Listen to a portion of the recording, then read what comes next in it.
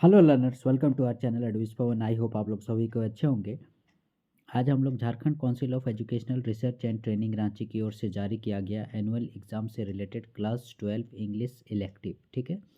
ध्यान दीजिएगा, ये इलेक्टिव कोर्स से रिलेटेड है जो कि ज़्यादातर आर्ट्स के स्टूडेंट सेलेक्ट करते हैं। ओके, इस मॉडल क्वेश्चन पेपर जो जारी किया गया है उसका आज हम लोग आंसर और सॉल्यूशन और डिस्कस करने वाले हैं। आप लोगों का section C, that is question answer section और लिटरेचर सेक्शन यू में से ये जो है आप लोगों का, देखिए क्या बोलता है, answer any 5 of the following questions in about 50 words, ठीक है। इसमें आप लोगों को जो 11 से 17 तक क्वेश्चंस दिए गए हैं इसमें से किसी 5 क्वेश्चंस को अटेम्प्ट करना है और आपके मार्क्स जो है देखिए यहाँ पर दिया हुआ है 3 इंटू 5, ठीक है। तो ये आपका टोटल 15 मार्क्स का हो जाएगा, यानी एक क्वेश्चन 3 मार्क के हैं। आपको 5 क्वेश्चन की दिए गए हैं। इन 7 क्वेश्चंस में से जो भी आपको अच्छे लगते हैं, जिनका आंसर आपको पता है, अच्छे से आप जवाब दे पाइएगा, उन्हीं 5 क्वेश्चंस को आप लोग सॉल्व कीजिएगा। ओके, तो आज हम लोग जिन 5 क्वेश्चंस को सॉल्व करने वाले हैं वे है question number 11, 12, 15, 16 and 17। In 5 questions के आज हम लोग सॉल्यूशंस देखने वाले हैं इस वीडियो में। सो स्टूडेंट्स, लास्ट तक हमारे साथ बने रहिएगा ताकि आप लोगों से सपोज यदि ये क्वेश्चंस एग्जामिनेशन में आए तो मिस ना हो। और आपने देखा भी है प्रीवियस ईयर सब में भी कि मॉडल क्वेश्चन से जो सेट जारी किए जाते हैं उससे क्वेश्चंस मतलब आते हैं, ठीक है। तो क्वेश्चन नंबर 11 को पहले देखते हैं। Why did the author think that Frau Freda's dream were a stratagem for surviving. Okay, ये है क्वेश्चन नंबर 11। देखिए, why did the author think, author माने लेखक, ऐसा क्यों सोचता है कि Frau Freda's dreams, Frau Freda का जो ड्रीम्स है, स्वप्न है, एक्चुअली वो क्या करती थी, मतलब एक तरह से बोलिए तो वो भविष्यवाणी करती थी, ठीक है, फॉर्च्यून टेलिंग जिसको बोलते हैं। तो वो क्यों उसके लिए स्ट्रेटेजम फॉर सर्वाइविंग था, यानी जीवन यापन के लिए एकमात्र रास्ता बोलिए या जीवन यापन के लिए वो क्यों वो चाल चली, मतलब वो रास्ता वो क्यों चुनी, ऐसा करके पूछ रहा है। लेखक ऐसा क्यों सोचता है कि उसने जो स्वप्न देखने का काम है या भविष्य बताने का काम है वो उसने क्यों चुना, ठीक है। Why did authors think that Frau Freda's dreams were a stratagem for surviving, ठीक है। जैसे होता है ना, कोई भी सर्वाइव करने के लिए कोई मजदूरी कर रहा है, कोई पढ़ाई कर रहा है, कोई कहीं कुछ काम कर रहा है, कोई किसी ऑफिस में कुछ काम कर रहा है, तो अपना अपना हर तरीके का सब काम करते हैं, ठीक है। तो यहाँ पर फ्राउ फ्रेडा ने जो भविष्यवाणी का काम किया वो कैसे उसके लिए उपयुक्त है, ठीक है। तो क्या बोलता है, देखो, the author think that Frau Freda's dreams were a stratagem of surviving because, क्योंकि लेखक ऐसा सोचता है क्योंकि she was from a family, ठीक है, वो एक ऐसे परिवार से थी, where it was a routine in every morning, जहाँ पर प्रत्येक सुबह को ये रूटीन था, ठीक है। परिवार के जितने सदस्य थे, that each member of family would tell his her dream at the breakfast table and a common consensus would predict, ठीक है। जहाँ पर ऐसा था कि परिवार के सभी सदस्य जो थे वो डाइनिंग टेबल पर जब ब्रेकफास्ट का टाइम होता था तो सारे सदस्य मिलकर कुछ एक भविष्यवाणी करते थे जिस पर सबको अपनी एक राय देते थे और सबका एक ही विचार होता था, एक ही मत होता था, ठीक है, कि what might happen in forthcoming days, कि आने वाले दिनों में क्या होगा, ठीक है। कुछ भी ऐसी भविष्यवाणी जैसे किसी की मृत्यु से रिलेटेड, किसी के एक्सीडेंट से रिलेटेड या किसी बड़ी दुर्घटना से रिलेटेड, ऐसे करके ये लोग भविष्यवाणी करते थे, ठीक है। तो ये चीज़, ठीक है। She has once made a true prediction, और एक बार जो है उसने सही भविष्यवाणी की थी, कैसे, on the cause of death for her younger brother, उसके भाई की ही, छोटे भाई की ही मृत्यु से रिलेटेड। कब, when she was merely a child of 7 years old. आप इसी चीज़ से समझ सकते हैं कि जब वो सिर्फ 7 साल की बच्ची थी उसी समय उसने भविष्यवाणी की थी अपने भाई की मृत्यु से रिलेटेड, ठीक है। तो that event had made her self confident, और यही इवेंट जो है उसको कॉन्फिडेंट किया क्योंकि वो भविष्यवाणी जो है सही साबित हुई in the matter of predictions, prediction मैंने वही भविष्यवाणी से रिलेटेड। तो मैं आपको बता देता हूँ, हालांकि वो मेंशन करने की ज़रूरत नहीं है, फिर भी एज ए स्टूडेंट आप लोग जान लीजिए उसने क्या भविष्यवाणी की थी। कि वो मैंने उसने स्वप्न देखा कि उसके भाई की मृत्यु जो है वो डूब कर या नदी में बहकर ऐसे हो रही है, और वो ऐसे मैंने मना करती है कि उसको ज़्यादा मीठा वगैरह चीनी वगैरह नहीं खाना चाहिए, तो ऐसे ही उसके भाई की मृत्यु भी ज़्यादा चीनी खाने से मीठा खाने से उसकी मृत्यु हुई थी, ऐसा करके। तो ये भविष्यवाणी जब वो सिर्फ 7 साल की थी उसी समय उसने किया था और वो सही साबित हुई। इसलिए उसने इसको क्या किया, यानी प्रिडिक्शन को, यानी भविष्यवाणी बताने को अपना पेशा बना लिया, ठीक है। और काफ़ी सारे उसके क्लाइंट भी बन गए और जगह जगह देश दुनिया वो अपनी भविष्यवाणी से रिलेटेड, कार्य से रिलेटेड वो जगह जगह घूमने भी लगी और इससे काफ़ी उसको अच्छी आमदनी, पैसा वगैरह भी होने लगा। इसीलिए लेखक ऐसा सोचता है कि फ्राउ फ्रेडा का जो ड्रीम है वह स्ट्रेटेजम फॉर सर्वाइविंग, यानी वो एक तरह से बहुत ही अच्छी चाल थी जीवन यापन के लिए, ठीक है, क्योंकि इसके अलावा उसके पास और कोई दूसरी क्वालिफिकेशन भी नहीं थी। ओके, तो आइए अब बढ़ते हैं हम लोग नेक्स्ट आंसर की ओर, that is question number 12। Question number 12 क्या बोलता है, what was doctor Margolin's attitude towards his profession. ठीक है, डॉक्टर मार्गोलिन का एटीट्यूड, ठीक है, यानी प्रवृत्ति, प्रकृति, उसका क्या एटीट्यूड था, उसका क्या रवैया था, ठीक है, एटीट्यूड मीन्स रवैया, ठीक है, टुवर्ड्स हिज प्रोफेशन। आप लोग जान रहे हैं कि डॉक्टर मार्गोलिन, जैसे कि यहाँ बोल रहा है, वो एक डॉक्टर है, ठीक है। तो डॉक्टर मार्गोलिन का क्या रवैया था, जैसे होता है ना, कोई बहुत सारे डॉक्टर होते हैं जो बहुत लालची टाइप से होते हैं, पेशेंट लोग को ठगते हैं, ज़्यादा पैसा कमाते हैं, और जो बड़े लोग होते हैं पैसा देते हैं उन लोगों को पहले ट्रीटमेंट देते हैं, और जो गरीब दुखी लोग होते हैं उन लोग को हॉस्पिटल में घुसने भी नहीं देते हैं। तो वही पूछ रहा है कि डॉक्टर मार्गोलिन कैसे थे, ठीक है, उनका रवैया कैसा था अपने प्रोफेशन के प्रति, यानी अपने पेशा के प्रति एज ए डॉक्टर। तो क्या बोल रहे हो आप, doctor Margolin's attitude towards his profession, ठीक है, यहाँ पर हमने 3 पॉइंट को मेंशन किया है उसका पेशा से related. He as a doctor was strict observant, एक डॉक्टर के रूप में वो एक स्ट्रिक्ट ऑब्जर्वेंट था। ऑब्जर्वेंट कहने का मतलब नियम कानून का पालन करने वाला बोल सकते हो आप लोग, ठीक है, एक तरह से बोलो तो चौकस, ठीक है, हमेशा एक्टिव रहने वाला, वैसा था वो ऑब्जर्वेंट, ठीक है। टू द हिपोक्रेटिक ओथ और कोड ऑफ कंडक्ट, ठीक ठीक है, हिपोक्रेटिक ओथ और code of conduct devised for the physician, devised माने होता है तैयार करना, ठीक है। तो फिजिशियन यानी डॉक्टर जो हो गए, तो डॉक्टर के लोग के लिए जो नियम कानून, कोड ऑफ कंडक्ट कहने का मतलब हो गया आप लोगों का नियम कानून, ठीक है। हिपोक्रेटिक ओथ माने हो गया शपथ, ठीक है। आप लोग देखिएगा कोई भी इस प्रकार से जॉब में जाता है, जैसे कोई पुलिस सेवा में हो या डॉक्टर की सेवा में, तो उन्हें एक प्रकार की शपथ दिलाई जाती है। आपने देखा होगा कि जो प्रधानमंत्री का शपथ ग्रहण समारोह ये सब होता है, मुख्यमंत्री का शपथ ग्रहण समारोह वगैरह होता है, उसी तरह से डॉक्टर और पुलिस लोगों को भी ये शपथ दिलाई जाती है, ठीक है। जैसे डॉक्टर है तो मैं एक डॉक्टर होने के नाते, मैं एक एग्जांपल दे रहा हूँ, ठीक है, कि मैं एक डॉक्टर होने के नाते जो है कभी लालच नहीं करूँगा, सभी पेशेंट्स को, यानी अमीर हो या गरीब हो सबकी समान सेवा करूँगा, ठीक है, कभी भी मैं जो हो अपने पर्सनल लाइफ को अपने ड्यूटी के बीच में नहीं आने दूंगा, ऐसे करके बहुत सारी शपथ दिलाई जाती है, ठीक है। तो उसी तरह से यहाँ डॉक्टर जो मार्गोलिन है ये भी जो है एकदम स्ट्रिक्ट ऑब्जर्वेंट है, यानी अपने पेशा से एकदम नियम कानून का पक्का, जो एकदम स्ट्रिक्ट डॉक्टर, अच्छा डॉक्टर जिसको बोलते हैं। Second point, he was dedicated to his profession, वो अपने पेशे के प्रति पूरा डेडिकेटेड था, मतलब एकदम अपना तन मन धन से वो अपने सेवा में जुटा हुआ रहता था। जिसके चलते क्या किया था उसने, he had an office on West End Avenue, ये West End Avenue that is the name of that place, ठीक है, जहाँ पर उसका ऑफिस है, ठीक है, उसका जो क्लिनिक है वो वेस्ट इंड एवेन्यू में है। And wealthy patients in New York, और न्यूयॉर्क जैसी जगह पर उसके बहुत अच्छे खासे पेशेंट्स हैं, यानी उसके क्लिनिक में हमेशा भीड़ लगी हुई रहती है, ठीक है, क्योंकि वो एक ईमानदार डॉक्टर है और अच्छे से मरीजों की सेवा करता है, ठीक है। Come to the third point, he maintains his regime and routine strictly, ठीक है, हालांकि हम लोग यहाँ ऑब्जर्वेंट रूटीन की तो बात कर ही चुके हैं कि वो अपने रूटीन का स्ट्रिक्टली पालन करता है, फिर भी, और रिजाइम माने हो गया व्यवस्था, ठीक है, रिजाइम मीन्स हो गया व्यवस्था। वो क्या करता है, अपने जो रिजाइम है और रूटीन है उसका स्ट्रिक्टली से पालन करता है, so as his good health might ooze an excellent impression on his client, जिससे कि उसके क्लाइंट्स पर यानी उसके पेशेंट्स पर उसका एक अच्छा प्रभाव पड़ता है। कहने का मतलब वो अपने आप को स्वस्थ रखता है, हेल्दी रखने की कोशिश करता है और लोगों से हंस कर बात करता है, ठीक है, इसका भी एक बड़ा प्रभाव पड़ता है। आप लोग देखिएगा जब डॉक्टर के पास क्लिनिक वगैरह में हम लोग जाते हैं, कोई डॉक्टर जैसे गुस्से वाला है या बहुत कम बोलता है तो हम लोग वैसे डॉक्टर को पसंद नहीं करते हैं। वहीं जो कोई डॉक्टर है जो हंस के बात करता है, आपसे पूछता है, अच्छे से बीमारी के बारे में पूछता है, तो हमें लगता है कि हाँ ये डॉक्टर अच्छा है।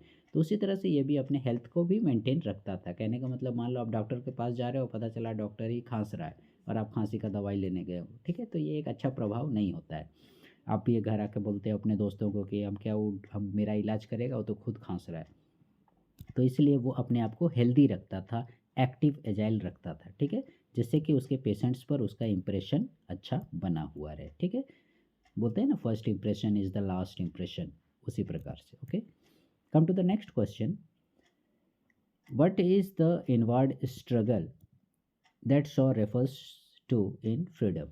ठीक है, ये काफ़ी जटिल चैप्टर है, यदि आपने नहीं पढ़ा होगा तो नहीं समझ पाइएगा, क्योंकि इससे पहले के दो आंसर थे थोड़ा कहानी टाइप से लग रहे थे, लेकिन ये थोड़ा आपको समझने वाली है बात है, ठीक है। क्या बोलता है, what is the inward struggle. Struggle माने क्या, जद्दोजहद जिसको बोलते हैं, ठीक है, जो हम अपने आप से लड़ते हैं। इनवर्ड यानी इनवर्ड मीन्स हो गया आंतरिक, हम लोग आंतरिक जो लड़ाई लड़ते हैं, that Shaw refers to in freedom. तो किस आंतरिक लड़ाई के बारे में फ्रीडम जो चैप्टर है इसमें सॉ के द्वारा बोला गया है। सॉ इज़ द राइटर, ठीक है, जीवी सॉ के द्वारा बोला गया है किस इनवर्ड स्ट्रगल के बारे में, आंतरिक द्वंद्व के बारे में, ठीक है।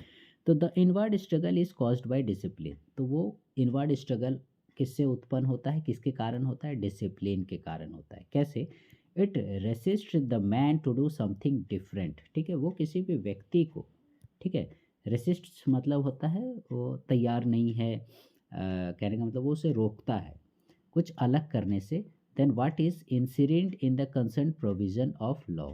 ठीक है, इंसिडेंट मतलब कहने का मतलब पवित्र समझकर रखा हुआ, इंसिडेंट मतलब पवित्र समझकर रखा हुआ कोई भी नियम कानून लॉ होता है, ठीक है, उसको उसके लिए वो क्या करता है, तैयार नहीं करता है। The author says that by resisting and building a barrier within ourselves against something which we consider wrong, we think we shall be more capable of understanding and of being free to live fully. कहने का मतलब बोल रहा है कि जैसे कभी भी होता है, जैसे कोई भी गलत काम है, बुरा काम है, तो हमारे अंदर में एक द्वंद्व चलता है, मैं करूं या नहीं करूं, वो काम बुरा है। और ज़्यादातर देखिएगा इस तरह से हम अपने आप से लड़ते हैं, स्ट्रगल करते हैं, ठीक है। तो जितना हम इस तरह से स्ट्रगल करते हैं उतना हम अपने आप को एक तरह से बोलिए तो फाउंडेशन में रखते हैं।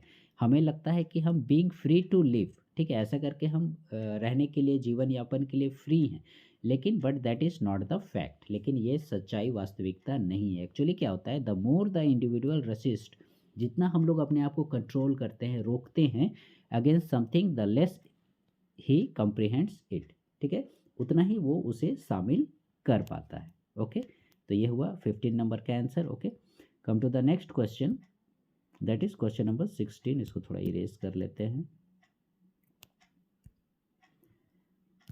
What are some of the risks that film making involves. चलिए इसका आंसर आप देख लीजिएगा तो फिर आप माने क्या बोलेंगे, फिल्म बनाने सक जाइएगा। ओके, क्योंकि इसमें जो बातें बताई गई हैं वो आप समझ जाइएगा तो आप भी फिल्म बनाने लग जाइएगा। Okay, what are some of the risk, क्योंकि किसी भी चीज़ को करने के लिए जो रिस्क होता है वो यदि आप जान गए कि किस चीज़ में रिस्क है और वो रिस्क आपने झेल लिया तो समझिए आप कामयाब हो गए। तो यहाँ पर बात हो रही है रिस्क की, फिल्म मेकिंग की, ठीक है, कि फिल्म मेकिंग में क्या क्या रिस्क है, ठीक है, रिस्क मतलब जोखिम। The risk that film making involves as this comprise, ठीक है, तो इसमें क्या क्या शामिल है फिल्म मेकिंग में। पे of A bulk amount, bulk amount कहने का मतलब देखिएगा बहुत भारी राशि। आपने देखा होगा कोई भी फिल्म रिलीज़ होती है या बोलता है उसको बनाने में 4 करोड़ लगा, 5 करोड़ लगा, ठीक है, उसी तरह से तो वो ये बल्क अमाउंट जो है खर्च करना पड़ता है टू द प्रोड्यूसर, डायरेक्टर और थिएटर ओनर, ठीक है, प्रोड्यूसर जो उसे प्रोड्यूस करता है, डायरेक्टर जो निर्देशक होता है, और थिएटर ओनर जिस थिएटर में ये सब सारा चीज़, जो थिएटर का मालिक है जिसको ये चार्ज देना पड़ता है। कब, in case the film is flopped down, जब मान लो बाई चांस फिल्म फ्लॉप, यदि हिट हुआ तब तो कोई इशू नहीं है, ठीक है, तब तो फिर सब माला माल है, सब चांदी चांदी, हीरो का भी, हीरोइन का भी, विलेन का भी, डायरेक्टर प्रोड्यूसर सबका नाम होगा, ठीक है।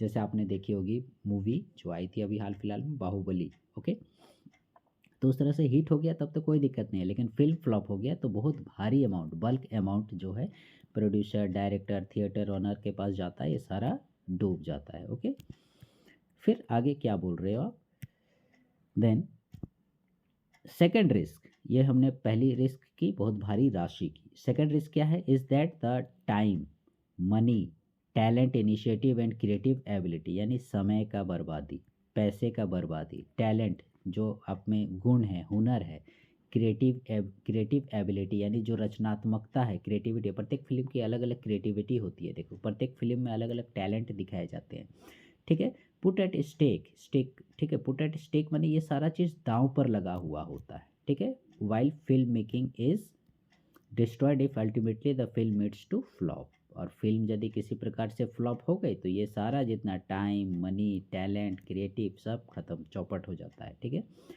फिर बोलते हो the film maker has to hear with sheer criticism, इसे हम लोग तीसरा पॉइंट भी मान सकते हैं, ठीक है। इसको हम लोग थर्ड पॉइंट मान सकते हैं। तो इस और क्या होता है, द फिल्म मेकर जो फिल्म बनाने वाला है, has to hear with share criticism, share criticism कहने का मतलब हुआ है आलोचना, ताना सुनना पड़ता है। देखोगे फिल्म जब फ्लॉप होती है, ठीक है, ख़राब लगती है हमें फिल्म, हम लोग पूरा गाली देने लगते हैं कि कैसा बकवास मूवी बनाया है। तो इस तरह से क्रिटिसिज्म यानी आलोचना, ताना सुनना पड़ता है। एंड पब्लिक इंडिफरेंसेस, ठीक है, पब्लिक इंडिफरेंसेस कहने का मतलब हुआ पब्लिक भी उसे पसंद नहीं करती है, ठीक है। जैसे बाहुबली हमने देखी, एस एस राजामौली, तो हम लोग के दिमाग में छा गए कि हाँ एस एस राजामौली बहुत अच्छी फिल्म बनाते हैं, और आगे जो वो फिल्म बनाएंगे भले वो कैसी भी बनाए, हम लोग जान गए कि हाँ वो ऐसा बनाते हैं तो हम लोग उसको देखेंगे ही। तो इस तरह से पब्लिक लोगों का एक रिएक्शन होता है जो उसके प्रति ख़राब हो जाता है, उसका इमेज ख़राब हो जाता है, ठीक है।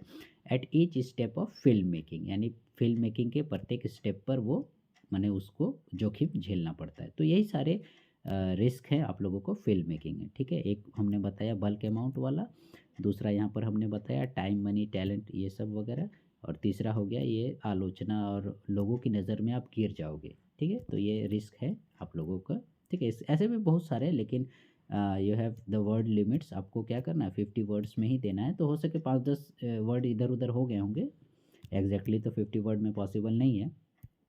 Question number 17, why does the act of giving water to a wayfarer become so important for Prakriti, ठीक है। ये जो चैप्टर है, ये जो क्वेश्चन है, ये चंडालिका चैप्टर से लिया गया है। तो इसमें बोल रहा है कि प्रकृति के लिए, प्रकृति एक लड़की है, ठीक है। चांडालिन, चांडाल जो कास्ट होता है आपने देखा होगा, जो क्या बोलते हैं, मुर्दा वगैरह को जलाते हैं, दफनाते हैं, उनका माने ठिकाना लगाते हैं, एक तरह से बोलो तो उनका अंतिम संस्कार वगैरह करते हैं, तो उन्हें चंडाल कहा जाता है। तो चंडाल फैमिली से ही रिलेटेड है ये प्रकृति, ठीक है।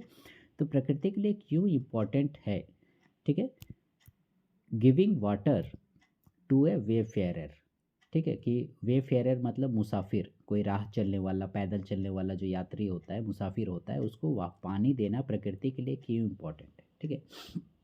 देखो यहाँ पर इसलिए ये इम्पोर्टेंट है क्योंकि प्रकृति जो है वो एक चंडाल फैमिली की, और देखोगे पुराने समय से हमारा हमारा जो भारतीय समाज है वो छुआछूत पर मतलब बेस्ड रहा है शुरू से ही, अभी हालांकि नहीं देखने को मिलता है, लेकिन पुराने समय में ऐसा था कि जो नीची जाति के होते थे, उनसे जो बड़े उच्च कुल के ब्राह्मण क्षत्रिय वगैरह होते थे, ये लोग जो है उनसे नहीं टच होते थे, ठीक है, अनटचेबिलिटी थी, और उनका दिया हुआ खाना पानी ये सब नहीं पीते थे, या इवन कि वो उस रास्ते पर भी नहीं चलते थे, उस तालाब का यूज़ नहीं करते थे, उस कुएं का यूज़ नहीं करते थे, ठीक है। उनके लिए अलग कुआं, तालाब, ऐसी व्यवस्था मतलब पुराने समय से चली आ रही थी। तो प्रकृति वही चांडालिन के लिए एक वेफेरर यानी मुसाफिर को पानी देना क्यों इम्पोर्टेंट था। तो क्यों इम्पोर्टेंट था प्रकृति was a very sensitive girl, प्रकृति जो है वो एक बहुत ही कोमल स्वभाव की और संवेदनशील लड़की थी, ठीक है। And it was the impact of Ananda's teaching, और ये आनंद का टीचिंग का प्रभाव था, ठीक है। हम लोग जिस वेफेयरर की बात कर रहे हैं यानी जिस मुसाफिर की बात कर रहे हैं वो और कोई नहीं, आनंद था। और ये आनंद कौन था, ठीक है, आनंद था बुद्ध का बहुत बड़ा भक्त, एक तरह से बोलो तो ये खुद ही एक मतलब उन भगवान रूप से थे, ठीक है। जिस तरह से हम लोग गौतम बुद्ध को भगवान के रूप में मानते हैं, उसी तरह से ये उनका बहुत बड़ा शिष्य था, भक्त था, एक तरह से बोलो तो उनके संदेशों को यहाँ वहाँ पहुँचाता था, लोगों को उपदेश देता था, तो ये भी भगवान ही हुए। तो इनकी टीचिंग्स के चलते ही जो है वो प्रकृति में बदलाव आया, which get awaken herself to enlightenment, और जिसमें क्या किया, उसको जगाया, ठीक है। उसमें एनलाइटमेंट मीन्स होता है प्रकाश, उसमें प्रकाश डाला, कहने का मतलब वो तो अपने आप को चंडालिन समझती थी, नीची जाति की समझती थी, ठीक है, वो मतलब उच्च कुल में उसे नहीं जाना है ऐसा वो समझती थी। बीइंग एन इलिटरेट, ठीक है, वो क्या थी, अशिक्षित थी, ए मेड, एक तरह से बोलो तो नौकर नौकरानी टाइप से थी, from the family of Chandals. ये देखिए हम लोग यहाँ मेंशन किए कि वो चंडाल परिवार से थी। Her mother being a wizard, और उसकी माँ भी जादूगर टाइप से थी, ठीक है, जो जादूगरनी थी, काला जादू करती थी, ठीक है, पॉजिटिव जादू नहीं करती थी, वो काला जादू करती थी। गांव देहात में होता है ना कुछ कुछ, जैसे डाइन उन बोलता है, तो उसी टाइप का उसका माँ भी थी, wizard. And hers being in prime, और वो युवा भी थी। Had made her sensible instead of sensitive, ठीक है, तो यहीं पर क्या हुआ, देखिए इतना सारा अपोजिट होने के बाद भी, कि वो पढ़ी लिखी नहीं थी, नौकरानी थी, चंडाल घर की थी, उसकी माँ भी काला जादू करती थी, ठीक है, वो युवा थी, इन सब के बावजूद भी जो है वो कोमल और मतलब संवेदनशील लड़की थी। तो वो उसमें क्या बदलाव आया, आनंद का टीचिंग्स के चलते वो सेंसिबल हो गई। सेंसिबल माने बुद्धि आना, उसमें ज्ञान आना, विवेक आना, वो जानकार लड़की बनी, ठीक है। It was not her own fault, ये उसकी गलती नहीं थी, बल्कि ये क्या प्रॉब्लम था, ये आनंद का टीचिंग था, आनंद ने जो उसे सिखाया था उसका। It was not common place, और ये हमेशा आपको देखने को भी नहीं मिलेगा, it was not common place, ठीक है, हर जगह ये देखने को नहीं मिलेगा, but an extra ordinary event, ठीक है, हमें पूछ रहा है ना क्यों वो इम्पोर्टेंट है, तो यही एक्स्ट्रा ऑर्डिनरी इवेंट फॉर प्रकृति, दैट गॉड लाइक, देखो हमने यहाँ तुलना की कि भगवान के समान, भगवान जैसे, ठीक है, गॉड लाइक वे फेयरर, यानी यहाँ पर ये हो गया फॉलोवर ऑफ बुद्धा, ठीक है, मुसाफिर हो गया, ये वे फेयरर उसी के लिए बात किया जा रहा है, आनंद भी वही है, और ये फॉलोवर ऑफ बुद्धा यानी बुद्ध का अनुयायी, बुद्ध के दिखाए मार्ग पर चलने वाला भगवान जैसा, ठीक है। Had accepted water from her hand, जो उसके हाथों से पानी पिया, ठीक है, उसने यही शिक्षा दी थी, आप लोग ये जान लो कि, और एक चंडाल के हाथों से पानी पीना के मतलब पुराने समय में और खासकर बड़े लोगों के लिए अपवित्र माना जाता था। तो उसने यही शिक्षा दी, जैसे वो पानी मांगा प्रकृति से, तो प्रकृति बोली कि आप मेरे हाथ से पानी पियोगे, हम चंडाल हैं, ऐसा करके।